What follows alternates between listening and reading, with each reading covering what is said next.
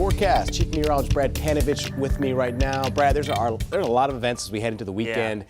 And I know beautiful weather, although a lot of farmers out there, a lot of people want to get that grass. I mean, could we get water rain in the middle of the night? Yeah, that would be something. great. Then we'd have beautiful afternoon. Anything, right? That's the thing. It doesn't have to rain in the middle of the day, right? It could rain at any time. We just have not seen any for 11 days, and we're not going to see any maybe for another 10 days. Tonight, the story's about fog.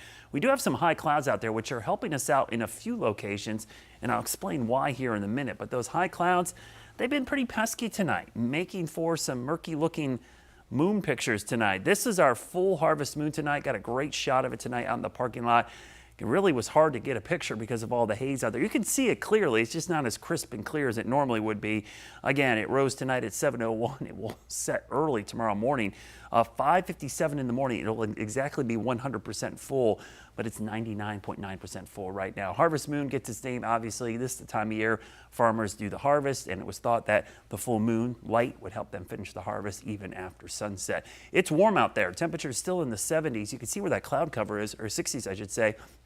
It's near 70, trapping in a little bit of the warmth, but the dew points are close to 60 as well. And why is that important? Well, when the skies do clear out, we should see radiational fog form. And when that happens, the ground cools down enough and we drop the temperature to the dew point. When those two meet up, two things are going to happen. You get 100% humidity. You're either going to get dew, or you're going to see fog begin to form. And I think we're going to see fog form in some of these locations where skies clear out. Notice how patchy it is out there. Some of the visibilities could be less than a mile, but it will be very isolated. It's not going to be widespread, but just a heads up if you're out early tomorrow morning. By the afternoon, full sunshine, northeast breeze.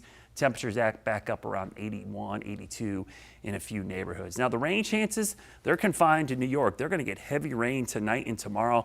Little axis of moisture up there, but we're going to stay in the dry area. In fact, that plume of moisture, almost an atmospheric river aimed up there. But look how dry the air mass stays over the Carolinas until next week. Thursday, Friday, you see the moisture increasing.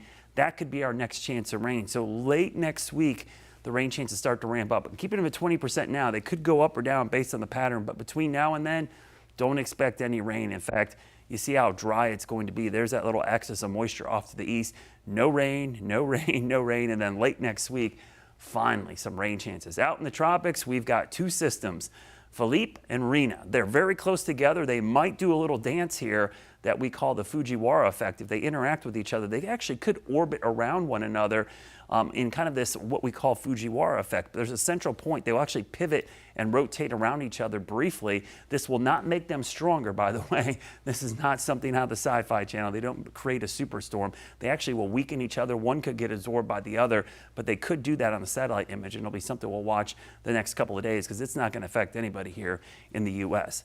Hot conditions really for this time of year, low to mid 80s through the middle of next week, but there are signs maybe after next weekend that first real blast of cool autumn air. Here's a look at that Guy Roofing 7-day forecast. Notice the average high down to 79. It drops even more next week, but the temperatures go the other direction. Low and possibly mid 80s, wall-to-wall sunshine. Not a lot of rain, even in the 10-day forecast, but we do see signs of cooler weather by next weekend. See lots of sun on there, that's for sure. All right, Brad, thank you.